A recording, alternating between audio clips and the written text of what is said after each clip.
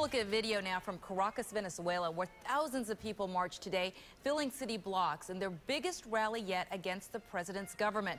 2 weeks of protests have grown into calls for a resignation after the violence left at least 8 people dead and dozens more injured.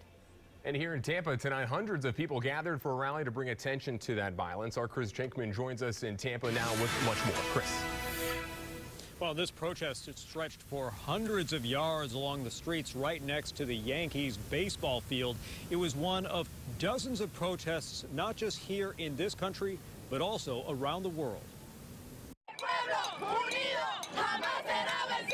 Demonstrators lined up by the hundreds along Dale, Mabry, and Columbus to show their displeasure about the situation in their homeland. The protesters say the government of Venezuelan President Nicolas Maduro is shooting students who oppose the current regime. They have been killed, assassinated by government forces. Actual weapons, not not like rubber bullets. Actual weapons against the Venezuelan people. Venezuelans now living in the U.S., like Yolanda Daza, say it's been a frightening 2 weeks as she's been cut off from the country. They cut the internet. Some of them have no light.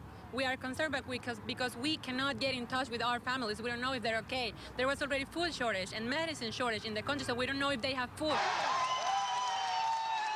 This demonstration in Venezuela's capital shows protesters facing tear gas as fires burn in the street.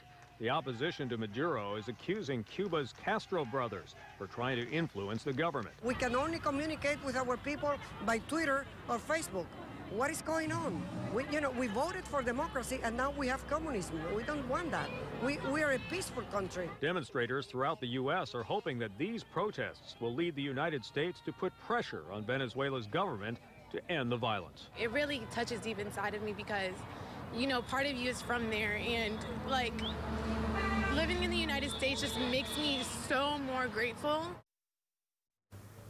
Now, many of the protesters here say that their families back in Venezuela have been using smartphones to send out pictures and videos because traditional land phone lines and regular internet have been cut off. They're hoping that the message gets to the White House so that he can send a message to Venezuela to stop whatever is getting these folks so upset with violence in Venezuela.